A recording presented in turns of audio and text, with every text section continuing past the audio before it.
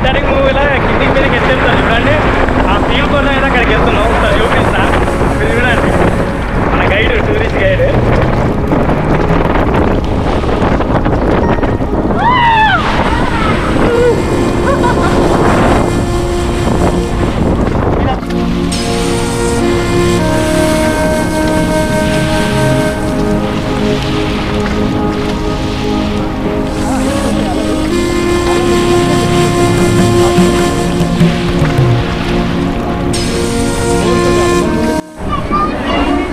నాగార్జునకొండ ఐలాండ్కి అయితే రావడం జరిగింది.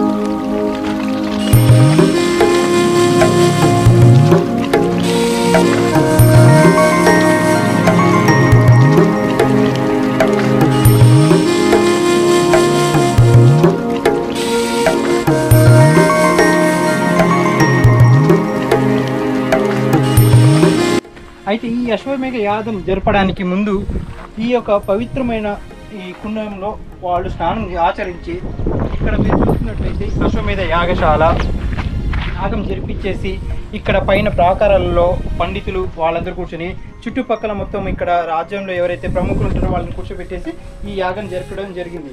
ఈ యాగంలో ఎవరైతే చేయిస్తారో యాగకర్తను రారాజుగా వాళ్ళు ఇచ్చేస్తారు. ఈ యాగం తర్వాత ఈ యొక్క యాగశాలని నీటితో నింపేవాళ్ళు. అది ఎక్కడ నుండి అంటే ఇక్కడ మీరు చూసుకున్నట్లయితే పైప్ లైన్ ఉన్నది అన్న, ఇది ఇక్కడ మీకు పైప్ లైన్ ఇక్కడ కనపడుతుంది కదా, దీన్ని మొత్తం నింపేవాళ్ళు అన్నమాట. ఎందుకంటే అతి పవిత్రమైన నీరుగా వీళ్ళు పరిగణించేవాళ్ళు.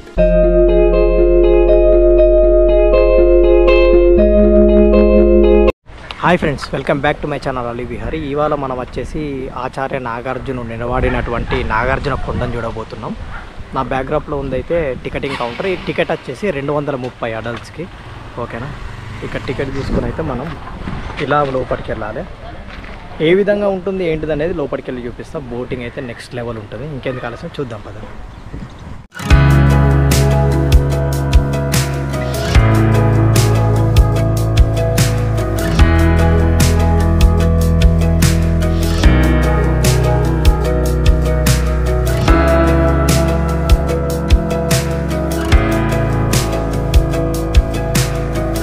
ఇప్పుడు వచ్చేసి మనం బోటింగ్ దగ్గరికి వెళ్తాను. ఎదురు కనిపిస్తుంది చూడండి, అక్కడైతే బోట్ ఉంది మనది. వెళ్ళాలి. దాదాపు వెళ్ళొచ్చడానికి అయితే దాదాపు 3 గంటల టైం అయితే పడుతుందట. చూద్దాం. అక్కడ ఐలాండ్, నాగార్జునకొండ మరియు మ్యూజియం అక్కడ అన్నీ చూసేద్దాం. మనం వెళ్ళాల్సిన బోట్ ఇక్కడ చూస్తున్నారు కదా, తెలంగాణ టూరిజం అని. ఇది మనం వెళ్ళాల్సిన బోట్. వెళ్దాం పదండి.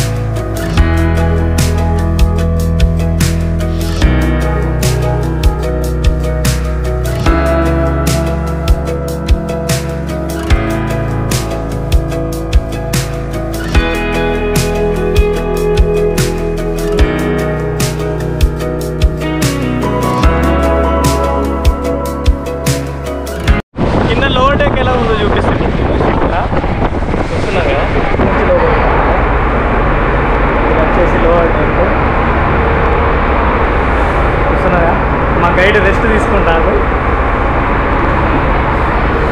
ఇటువైపు చూడచ్చు అద్భుతంగా.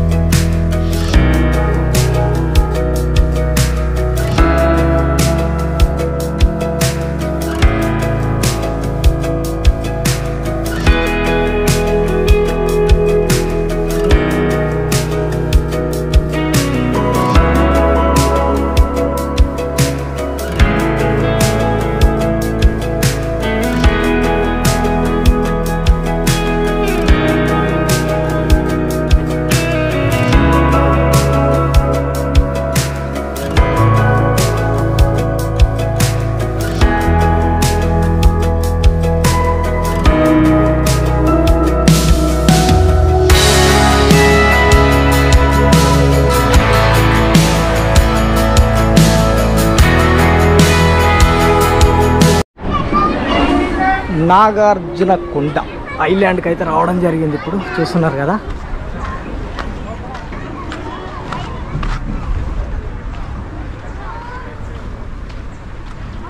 ఆ బ్యాక్గ్రౌండ్లో టికెట్ చెకింగ్ అయితే అయిపోయింది.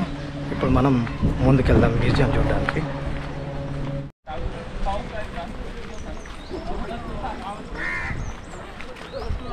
చూస్తున్నారుగా ఏ విధంగా ఉందో. అసలు మీకు డౌట్ రావచ్చు, ఈ యొక్క కొండను నాగార్జున కొండ అని ఎందుకు పిలుస్తారు అనేది. ఎందుకు పిలుస్తారు అని అంటే 2వ శతాబ్దంలో బౌద్ధ మత స్థాపనకు కృషి చేసినటువంటి ఆచార్య నాగార్జున ఏదైతే దక్షిణ భారత గురువు ఉంటాడో అతని పేరు మీదనే ఈ యొక్క ఆ కాలంలో శాలివాహనులు ఈ కొండకు నాగార్జున కొండ అని పేరు పెట్టడం అయితే జరిగింది. అందుకే దీన్ని నాగార్జున కొండ అని పిలుస్తారు. ఇది ఎప్పుడు 2వ శతాబ్దంలో, ఓకేనా. అప్పుడు బౌద్ధ మతాని కోసం అయితే చాలా కృషి చేశాడు. మరియు యూనివర్సిటీ కూడా స్థాపించడం అయితే జరిగింది, ఓకేనా. ఇక్కడ చాలా దేశాల నుంచి అయితే వచ్చి ఇక్కడ చదువుకునేవారు. ఇప్పటికీ చాలామంది బౌద్ధులు అనేక దేశాల నుంచి అయితే ఇక్కడికి వస్తారు. ఈ మ్యూజియంలో కూడా చాలా ఆనవాళ్ళు ఉంటాయి. చూస్తున్నారుగా పూలు తెంపద్దట. ఇప్పుడు మనం మ్యూజియం లోపలికి వెళ్దాం. ఇప్పుడైతే మనం వచ్చేసి ప్రపంచంలోని పురావస్తు ప్రదర్శనశాలలన్నిటిలోనూ అతిపెద్ద ద్వీప ప్రదర్శనశాలకు అయితే రావడం జరిగింది. ఇక్కడ బుద్ధునికి సంబంధించి అనేక అవశేషాలు అయితే ఉండడం జరుగుతున్నాయి. ఏమేమి ఉంటాయో ఒక్కొక్కటిగా అయితే పూర్తిగా చూసేసేయండి. మరియు ఇక్కడ నాగార్జున సాగర్ డ్యామ్ నిర్మించే సమయంలో ఇక్కడ తవ్వకాలలో బయటపడ్డ అనేక బుద్ధునికి సంబంధించి అవశేషాలు మరియు ఇక్కడ విగ్రహాలు మరియు ఆనాటి పురాతన వస్తువులు అయితే ఇక్కడ మ్యూజియంలో అయితే పెట్టడం జరిగాయి. చూస్తున్నారు కదా ఎలా ఉందో. పూర్తిగా అయితే ఈ మ్యూజియంని ఎక్కడ కూడా వీడియో స్కిప్ చేయకుండా చూసేసేయండి.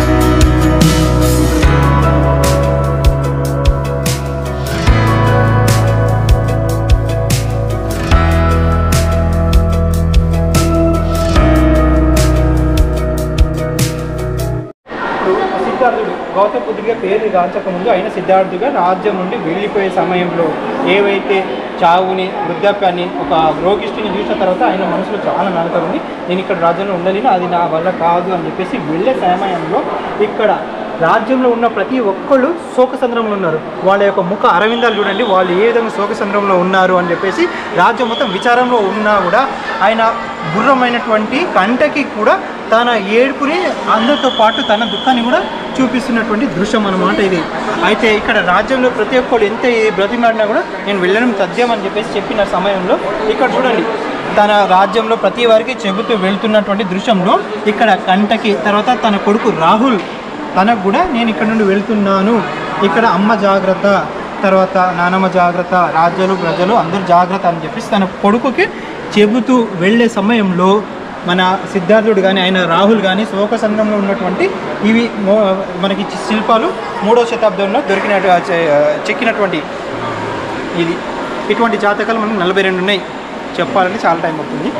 చూసేసండి కార్లో ట్రయాంగిల్ షేప్లో అవి నిలబడుతూ ఉంటాయి, దాని నుండి ఒత్తి పైకి పెట్టేసి కింద నూనె పోసేసి వెలిగిస్తారు, అది వెలుగుతూ ఉంటుంది. ఇది ఫాల్తు స్తూపం.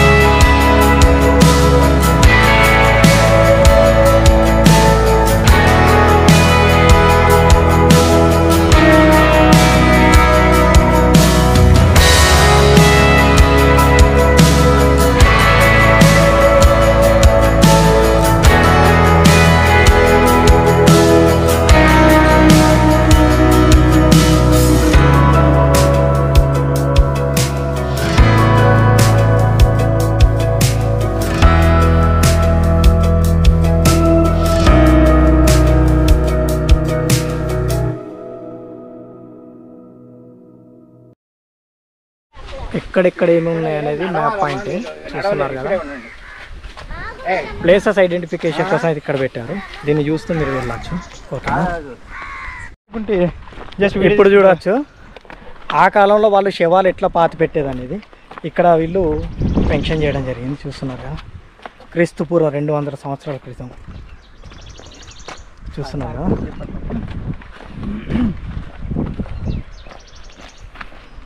ఇటువైపు రండి, చూడండి ఇటువైపు మొత్తం కింది వైపు చూస్తే మీకు అర్థమవుతుంది. 4 వైపులలో పెద్ద పెద్ద బండరాలను పెట్టేసి దాంట్లో శవాన్ని ఇటువైపు అటువైపు బలమైన కర్ర సాయంతో ఒక తాడుతో శవాన్ని లోపలికి దించేసి దానిపైన పెద్ద బండరాయిని పూడ్చేసి అటు నుండి ఇటు నుండి మట్టిని తోసేవాళ్ళు. వాళ్ళు శవానికి కూడా ముట్టుకోవడానికి సాహసించేవాళ్ళు కాదు. అందుకోసం చెప్పేసి ఈ రకమైనటువంటి సమాధులు ఏర్పాటు చేసి చుట్టూరు ఎవరు వెళ్ళకూడదని చెప్పేసి పెద్ద పెద్ద రాళ్ళు పెట్టేవాళ్ళు. ఓకేనా, అప్పట్లో సమాధి ఎట్లా భారత పెట్టారో చూసారు కదా. నెక్స్ట్ ఇంకోటి చూద్దాం. ఈ బండరాళ్ళు దాని మీద కప్పెట్టేటి, దాని మీద కప్పేటి ఇవే చూస్తున్నావా, అటు ఇటు ఈ బండరాళ్ళే కప్పేవారు. స్తూపాలలో 10 లైన్ల స్తూపం అన్నమాట. ఇక్కడ మీరు చూసుకున్నట్లయితే వాళ్ళు వాడినటువంటి ఇటుకలు కానీ ఇవి కానీ చాలా వేరే పద్ధతిలో అమర్చారు. చూస్తున్నారు కదా, కింద మొత్తం బండరాళ్లతో, అంటే మనకి ఇటుకలే ఆ విధంగా, పైన మనకి గ్రానైట్ తోటి స్టోనే ఇటుక మోడల్ ఉన్నది కానీ ఇది వచ్చేసి పునర్నిర్మితమైనటువంటిది.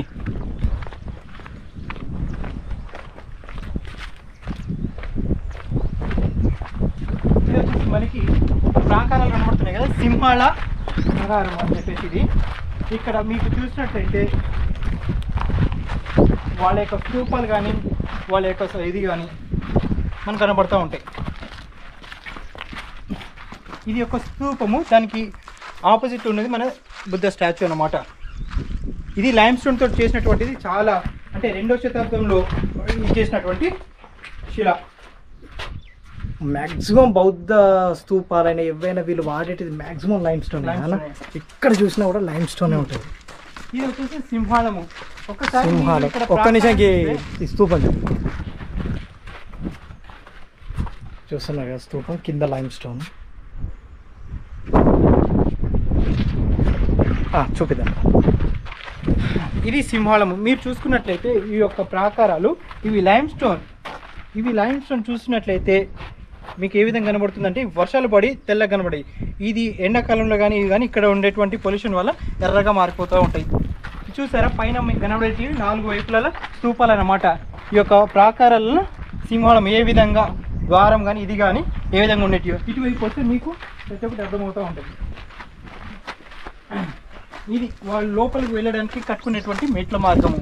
ఇది వచ్చేసి సింహాల ఆకారం ఉన్నటువంటి వాళ్ళ తలుపులు కానీ ఇది కానీ లోపల పెట్టే సమయంలో అది చూసుకున్నట్లయితే ఇక్కడ ప్రాకార ఆకారాలు మీకు లోపల ఏ విధంగా ఉంది. ఇక్కడ మీకు చుట్టూరా రాళ్ళు కనబడుతున్నాయి కదా, ఈ యొక్క ప్రాకారం పైన ఉండేలాగా అమర్చుకున్నటువంటి రాళ్ళు పెద్దవి.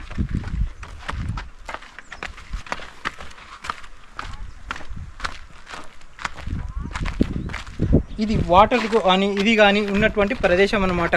వాళ్ళు విడిది తీసుకోవడానికి కానీ వాళ్ళ యొక్క మత ప్రచారం చేసిన వాళ్ళు కానీ వాళ్ళు కూర్చొని కట్టుకున్నటువంటి అరుగు లాంటిది కానీ ఇవన్నీ అప్పుడు చూస్తున్నారు కదా. ఇవన్నీ ఇప్పటి మాటలు కట్టే లెక్కనే ఉన్నాయి.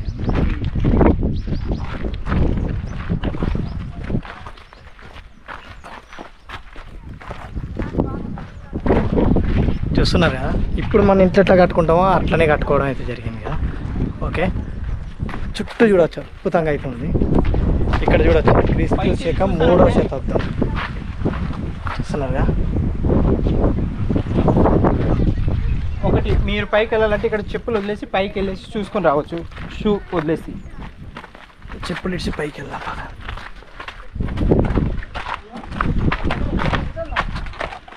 చుట్టూ చూస్తున్నారు ఏ విధంగా. మనం చెప్పులు ఇప్పి పైకి వెళ్దాం. ఈ యొక్క 10 లైన్లు కలిగినటువంటి స్తూపము చూడండి మీకు కనపడుతూ ఉన్నాయి. దాని మీద గురువు అనేది కూర్చుంటున్నారు.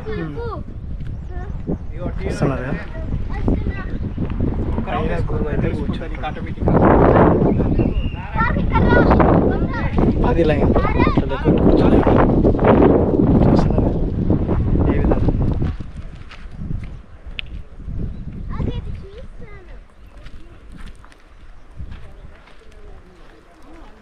పైన గురువు అయితే కూర్చునేవారు, కింద అందరూ శిష్యులు అయితే ఇక్కడ కూర్చునేవారు.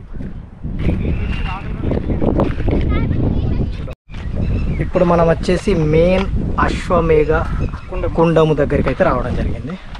చూడచ్చా, ఇక్ష్వాకుల వంశస్థులైనటువంటి వాళ్ళు ఈ అశ్వమేఘ యాగాన్ని తలపించేసి వాళ్ళు రాజ్యాన్ని రాజ విస్తీర్ణాన్ని తర్వాత ఇరుగు పొరుగు రాజులకి తెలిసే విధంగా తన యొక్క అశ్వం అన్నగా గుర్రాన్ని చుట్టూ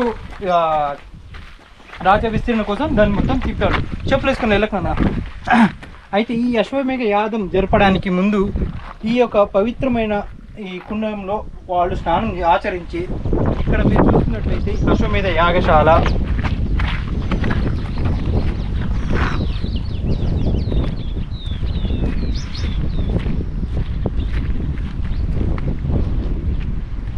ఇక్కడ యాగం జరిపించేసి ఇక్కడ పైన ప్రాకారాలలో పండితులు వాళ్ళందరూ కూర్చొని చుట్టుపక్కల మొత్తం ఇక్కడ రాజ్యంలో ఎవరైతే ప్రముఖులు ఉంటారో వాళ్ళని కూర్చోబెట్టేసి ఈ యాగం జరపడం జరిగింది.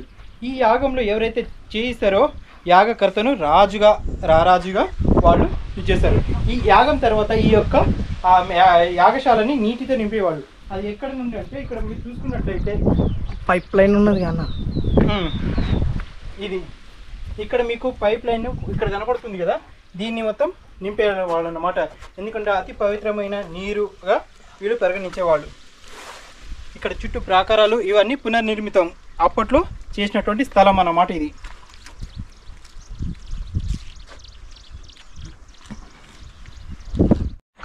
ఏదైతే బౌద్ధ వాళ్ళు వచ్చేటువంటి ఇది ఉందో వాటికి మెయిన్గా ఉండేటువంటి ప్రహరీ కూడా ఇది ఇప్పుడు నిర్మించినటువంటి కదా, అప్పట్లో నిర్మించినటువంటి. ఇక్కడ చూడండి మనకి అప్పుడు పెట్టినటువంటి శిలాఫలకం కానీ ఇది దర్వాజగా కానీ ఇక్కడ మీకు కనబడుతున్నటువంటి ఈ యొక్క రంధ్రాలు ఉన్నాయా, ఈ రంధ్రాల్లో బలమైనటువంటి ఒక దొంగను పెట్టేవాళ్ళు డోర్ మూసేసి, ఎందుకంటే ఎవరైనా వచ్చినా కూడా తీసేదానికి వీలు లేకుండా. ఇప్పుడు ఇక్కడ చూస్తున్నట్లయితే మీకు రాజ్యం యొక్క ఏ విధంగా ఉంది అని చెప్పేసి మీకు కనబడేటువంటి ఇది.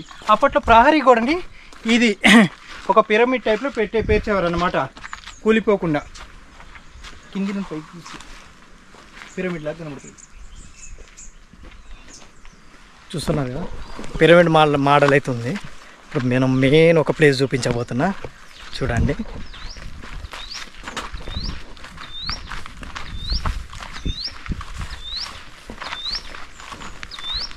ఆల్మోస్ట్ క్లోజింగ్ టైం అయిపోయింది, మనమే లాస్ట్. ఇది ఒక్కటి చూపిస్తే అయిపోతుంది. అందుకే అన్న మనకైతే చూపించడానికి తీసుకొచ్చిండు. ఇక తప్పకుండా చూడాల్సిన ప్లేస్ కాబట్టి కంపల్సరీ అయితే వచ్చినాం మనం.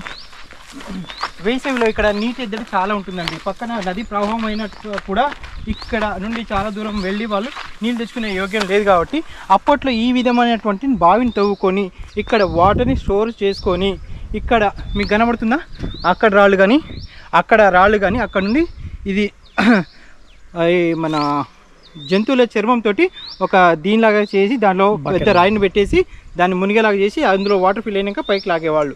ఆ విధంగా నీటిని తోడేవాళ్ళు. కానీ కాలక్రమేణా అవన్నీ పోయేసి స్టెప్ వెళ్ళాగా మనకి తీర్చిదిద్దారు. అద్భుతంగా ఉంది కదా, అందుకే నేనైతే ఇక్కడికి తీసుకురావడం జరిగింది. నాగార్జున ఐలాండ్లో ఉన్న గెస్ట్ హౌస్ చూడొచ్చు. లోపల బ్యాటరీ కార్ కూడా కనిపిస్తుంది కదా వెహికల్. ఇవి వచ్చి గెస్ట్ హౌస్లో ఉంటారు. చుట్టూ చూడొచ్చు గార్డెన్ ఏరియా చూస్తున్నారు కదా. ఇప్పుడు వచ్చేసి ఆ కాలంలో వారు నిర్మించినటువంటి పిరమిడ్ని అయితే చూపించబోతున్నా. చూస్తున్నారు కదా ఏ విధంగా ఉందో. ఇది వచ్చేసి పిరమిడ్ చూస్తున్నారు కదా, అద్భుతంగా ఉంది కదా పిరమిడ్ అయితే. నెక్స్ట్ బోట్ రైడ్ తర్వాత ఎలా ఉందో చూపిస్తాను నేను. వెళ్దాం పదండి. ఇప్పుడు మనకు బోట్ రేస్, అటుపక్క ఏపీ బోటు, ఇటుపక్క తెలంగాణ బోటు. రెండు బోట్లలో ఏది ఫస్ట్ పోతారో చూద్దాం అన్న. నిజంగానే మనమే బోట్ ఫస్ట్, ఎవరు ఫస్ట్ పోతారో చూద్దాం.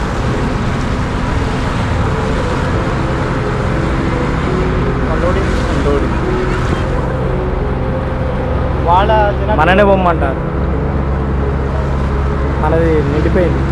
ఆ బోటు అది ఏపీఏ కానీ అసలు ఒక బోట్లో అంతా అయిపోగా మధ్య లేదు. ఇక్కడ మన హార్బర్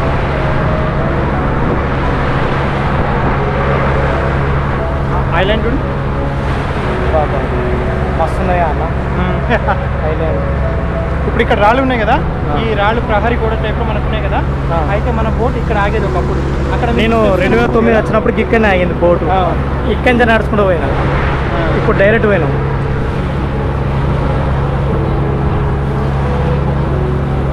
అప్పు చూడ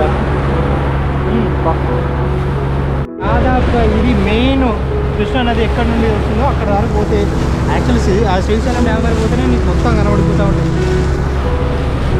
ఇక్కడ నుంచి మన డ్యామ్ నెక్స్ట్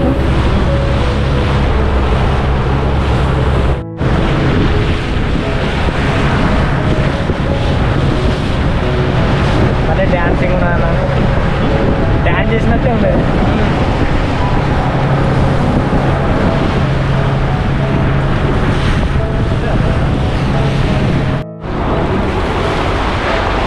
ఎట్ లాస్ట్ మన బస్ దగ్గరికి అయితే చేరుకున్నాం. బస్ దగ్గర మన బోట్ దగ్గరికి నా బోట్ మీద బస్సు లేదా, బోట్ మీద బోట్ వచ్చిన తర్వాత పైకి ఎక్కి మరి బస్సు.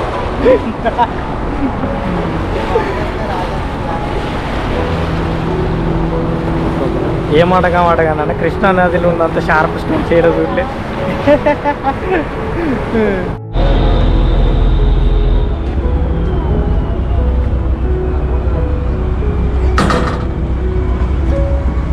ఇది వచ్చేసి నాగార్జున కొండ యొక్క పూర్తి వీడియో. నచ్చితే లైక్, షేర్ అండ్ సబ్స్క్రైబ్ చేసుకోవడం మాత్రం మర్చిపోకండి. మరిన్ని ఇంట్రెస్టింగ్ వీడియోస్తో మీ అలీ విహారీ.